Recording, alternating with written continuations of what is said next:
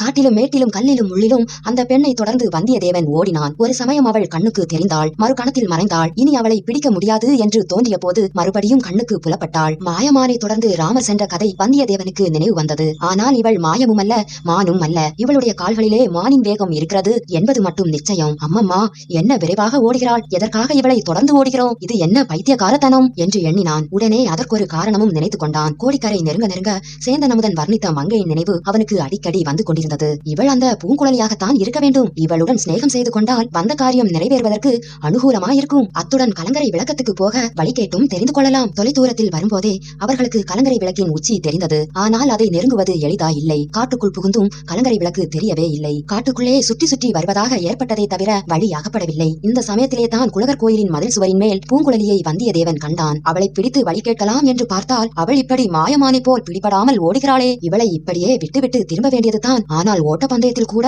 ஒரு பெண்ணுக்கு தோற்பது என்றால் அதுவும் மனதுக்கு உகந்ததா இல்லை. அதோ திறந்த வெளி வந்துவிட்டது. சற்று தூரத்தில் நீல கடல் தெரிகிறது. விரிந்து பறந்து அமைதி குடிக்கொண்ட அந்த கடலின் தோற்றம் என்ன அழகா இருக்கிறது. அதோ கலங்கரை விளக்கமும் தெரிகிறது. அதன் உச்சியில் இப்போது ஜோதி கொழுந்து விட்டு எரிகிறது. அதன் செந்நிற கதிர்கள் நாலா பக்கமும் பரவி விழுந்து விசித்திர ஜால வித்தைகள் புரிகின்றன. இந்த இடத்தில் இந்த பெண்ணை பின்தொடர்வதை விட்டுவிட்டு கலங்கரை விளக்கை நோக்கி போகலாமா? கூடாது, கூடாது. இந்த திறந்த வெளியில் இவளை ஓடி பிடிப்பது சுலபம். இங்கே அவ்வளவு மணலாக கூட இல்லை. கால் மணலில் புதையவில்லை. பூமியில் புல் முளைத்து கெட்டிப்பட்டிருக்கிறது. சில இடங்களில் சேறு காய்ந்து பொறுகு படர்ந்திருக்கிறது. இங்கே எல்லாம் தடங்கலின்றி ஓடலாம். அந்த பெண்ணை இலகுவாக பிடித்து விடலாம். மேலும் அவள் கடலை நோக்கி அல்லவா ஓடுகிறாள். எவ்வளவு ஓடினாலும் முடிவில் கடலோரத்தில் சென்று அவள் நின்று தானே ஆக வேண்டும். அடடா, குதிரையில் ஏறி வராமற் போனோமே. அப்படி வந்திருந்தால் இந்த திறந்த வெளியில் ஒரு நொடியில் இவளை பிடித்து விடலாமே. அதோ அவள் சற்று தயங்கி நிற்கிறாள். நேரே கடலை நோக்கி ஓடாமல் வலது பக்கமாக திரும்பி ஓடுகிறாள். தன்னிடம் பிடிபடாமல் இருப்பதற்காக வலது புறத்தில் சற்று தூரத்தில் தென்பட்ட காட்டை நோக்கி ஓடுகிறாள். காட்டுக்குள் அவள் புகுந்து விட்டால் நிச்சயமாக பிடிக்க முடியாதுதான். இத்தனை நேரம் ஓடியதும் வீண். வந்தியத்தேவனுடைய கால்களும் அச்சமயம் கெஞ்ச ஆரம்பித்து விட்டது. மீண்டும் அவளுடைய மனதை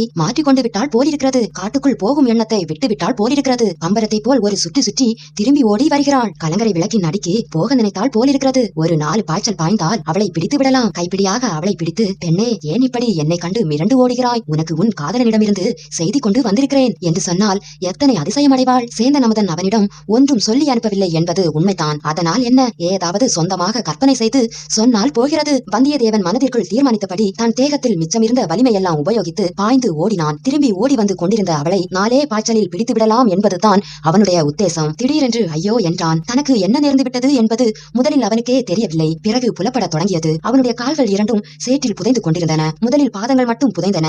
பிறகு கணுக்கால் புதைந்தது. முழங்கால் வரையில் சேறு மேலேறி விட்டது. அடடா, இந்த இடம் நம்மை எப்படி ஏமாற்றி விட்டது. மேலே பார்த்தால் நன்றாய் காய்ந்து பொறுக்கு தட்டியிருக்கிறது. உள்ளே சேறு இன்னும் காயவில்லை. என்றுமே முழுமையும் காய முடியாத புதை சேற்று குழிகளை பற்றி வந்தியத்தேவன் கேள்விப்பட்டதுண்டு. ஆடு மாடுகள் குதிரைகள் யானைகள் கூட அப்பள்ளங்களில் அகப்பட்டுக் கொண்டால் சிறிது சிறிதாக உள்ளே அமுங்கிக் கொண்டே போய் கடைசியில் முழுதுமே முழுகி மறைந்து விடுமாம். அத்தகைய புதைக்குழிதானோ இது? அப்படித்தான் தோன்றுகிறது. முழங்காலும் மறைந்து விட்டதே. மேலும் உள்ளே இறங்கிக் கொண்டே இருப்போமோ? விரைவில் தொடை வரைக்கும் புதைந்து விடும் போலிருக்கிறதே. யானைகளையும் குதிரைகளையும் விழுங்கி ஏப்பம் விடும் புதை சேறு நம்மை சும்மா விட்டு விடுமா? ஐயோ, இதுதான் நமது முடிவா? நாம் கண்ட எத்தனையோ பகற்கனவுகள் எல்லாம் இதிலேயே புதைந்து விட வேண்டியதுதானா? இந்த அபாய வேளையில் அந்த விசித்திரமான பெண் வந்து கை கொடுத்து காப்பாற்றினால் தான் உண்டு. தப்புவதற்கு வேறு வழி இல்லை. பெரும் கூச்சல் போட்டு பார்க்கலாம். இவ்விதம் எண்ணிய வந்தியத்தேவன், ஐயோ, நான் செத்தேன், சேற்றில் மூழ்கி சாகுகிறேன், எனக்கு கை கொடுத்து உதவி செய்து காப்பாற்றுவார் யாரும் இல்லையா என்று கத்தினான். அந்த கூக்குரல் பூங்குழலியின் காதில் விழுந்தது. அவனுக்கு நேர் எதிரே சற்று தூரத்தில் ஓடிக்கொண்டிருந்த பூங்குழலி நின்றாள். ஒரு கணம் தயங்கினாள். வந்தியத்தேவனுடைய அபாயமான நிலையை பார்த்து தெரிந்து கொண்டாள்.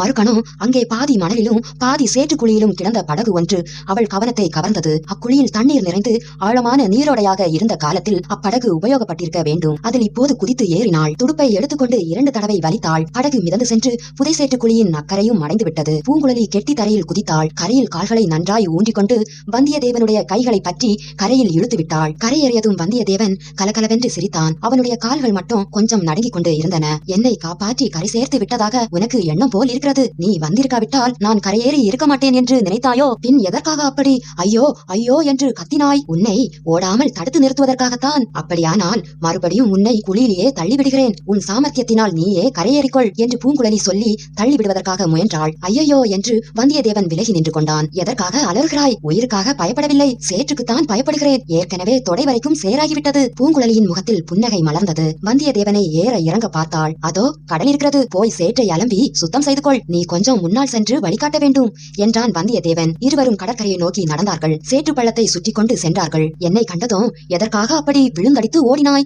என்னை பயங்கர பேய்பிசாசு என்று எண்ணிவிட்டாயா என்று வல்லவரையன் கேட்டான். இல்லை, பேய்பிசாசு என்று எண்ணவில்லை, ஆந்தை என்று எண்ணினேன். உன் மூஞ்சி ஆந்தை மூஞ்சி மாதிரியே இருக்கிறது என்று கூறிவிட்டு சிரித்தாள். வந்தியத்தேவனுக்கு தன் தோற்றத்தை குறித்து கர்வம் அதிகம். ஆகையால் அவனை ஆந்தை மூஞ்சி என்று சொன்னது அவனுக்கு மிக்க கோபத்தை உண்டாக்கியது. உன்னுடைய குரங்கு முகத்துக்கு என்னுடைய ஆந்தை முகம் குறைந்து போய்விட்டதாக்கும் என்று முணுமுணுத்தான். என்ன சொன்னாய்? ஒன்றுமில்லை, என்னை கண்டு எதற்காக அப்படி ஓடினாய் என்று கேட்டேன். நீ எதற்காக அப்படி என்னை துரத்தி கொண்டு வந்தாய்? கலங்கரை விளக்கத்துக்கு வழி கேட்பதற்காக உன்னை துரத்தி கொண்டு வந்தேன். அதோ தெரிகிறதே விளக்கு. எதற்காக என்னிடம் வழி கேட்க வேண்டும்? காட்டுக்குள் புகுந்த பிறகு தெரியவில்லை, அதனாலே தான் நீ எதற்காக என்னை கண்டதும் அப்படி ஓட்டம் எடுத்தாய்? ஆண் பிள்ளைகள் மிக பொல்லாதவர்கள். ஆண் பிள்ளைகளை கண்டாலே எனக்கு பிடிப்பதில்லை. சேந்தன் அமுதனை கூடவா என்றான் வல்லவரையன் மெல்லிய குரலில். யாரை சொன்னாய்? தஞ்சாவூர் சேந்தன் அமுதனை சொன்னேன். அவனை பற்றி உனக்கு என்ன தெரியும்? அவன் உன் அருமை காதலன் என்று தெரியும். என்ன சொல்கிறாய்? உன் பெயர் பூங்குழலி தானே? என் பெயர் பூங்குழலி தான். சேந்தன் அமுதனை பற்றி என்ன சொன்னாய்? அவன் உன் காதலன் என்றேன். பூங்குழலி களீர் என்று நகைத்தாள். அப்படி யார் உனக்கு சொன்னது? வேறு யார் சொல்வார்கள்? சேந்தன் அமுதன் தான் சொன்னான். தஞ்சாவூர் வெகு தூரத்தில் இருக்கிறது, அதனாலே தான் அப்படி சொல்லி தப்பித்துக் கொண்டான். இங்கே என் முன்னால் சொல்லி இருந்தால்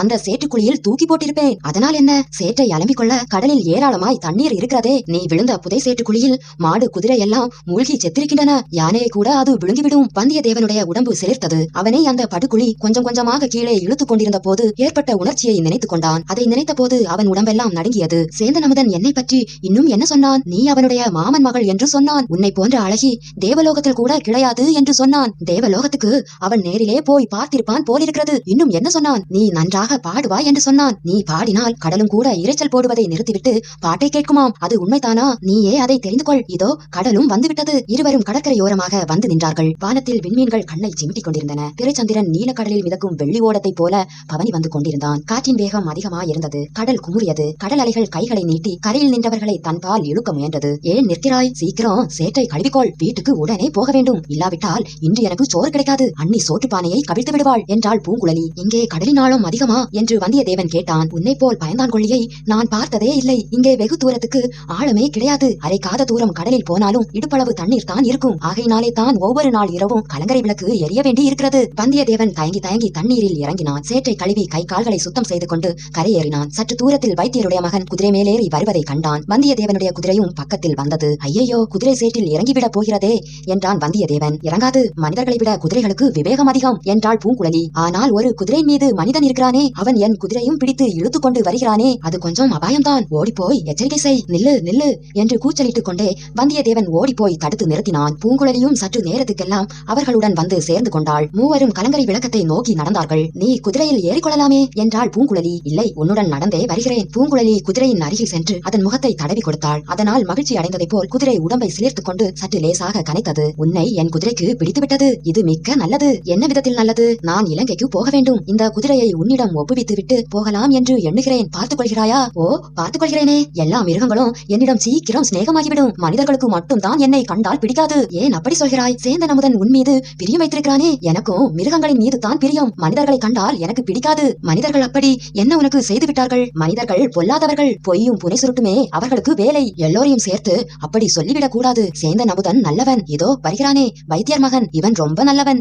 நீ எப்படி? நானும் நல்லவன் தான். என் பெருமையை நானே சொல்லிக் கொள்ள கூடாது அல்லவா? நீங்கள் இருவரும் எதற்காக இங்கே வந்திருக்கிறீர்கள்? சக்கரவர்த்திக்கு உடம்பு குணமில்லை அல்லவா? அவருடைய நோயை குணப்படுத்த சில மூலிகைகள் வேண்டி இருக்கின்றன. இந்த காட்டில் அபூர்வ மூலிகைகள் இருக்கின்றனவாமே, அதற்காகத்தான் வைத்தியர் மகனும் நானும் வந்திருக்கிறோம். சற்று முன் இலங்கைக்கு போக வேண்டும் என்று சொன்னாயே, இங்கே கிடைக்காத மூலிகைகளை இலங்கையிலிருந்து கொண்டு வர வேண்டும். இலங்கையில் அனுமார் கொண்டு வந்த சஞ்சீவி பர்வதம் இன்னமும் இருக்கிறதாமே? ஆமாம், இருக்கிறது. அதனாலே தான் அங்கே ஆயிரக்கணக்கான ஜனங்கள் விஷக்காய்ச்சலில் செத்து போய் கொண்டிருக்கிறார்கள். அதுவும் அப்படியா? எனக்கு தெரியாதே. எங்களை அனுப்பிய அரண்மனை வைத்தியருக்கும் அது தெரியாது. ஆண் பிள்ளைகளைப் போல் பொய் சொல்கிறவர்களை நான் கண்டதே இல்லை. 2 நாளைக்கு முன்பு 2 பேர் இங்கே வந்தார்கள். அவர்களும் இப்படித்தான் ஏதோ பொய் சொன்னார்கள். ஆனால் அவர்கள் சொன்னது கொஞ்சம் நம்பக்கூடிய பொய்யாக இருந்தது. அவர்கள் யார்? என்ன பொய் சொன்னார்கள்? அவர்கள் தங்களை யாரோ மந்திரவாதி அனுப்பியதாக சொல்லிக் கொண்டார்கள். சக்கரவர்த்திக்கு ரட்சை கட்டுவதற்காக புலி நகமும் யானைவால் ரோமமும் வேண்டும் என்றும் அதற்காக இலங்கை போவதாகவும் சொன்னார்கள். அவர்களை அழைத்துக் கொண்டு என் அண்ணன் படகோட்டிக் கொண்டு இலங்கைக்கு போயிருக்கிறான். அதுவும் அப்படியா என்றான் வந்தியத்தேவன். அவனுக்கு ரவிதாசன் என்னும் பயங்கர மந்திரவாதியின் நினைவு வந்தது.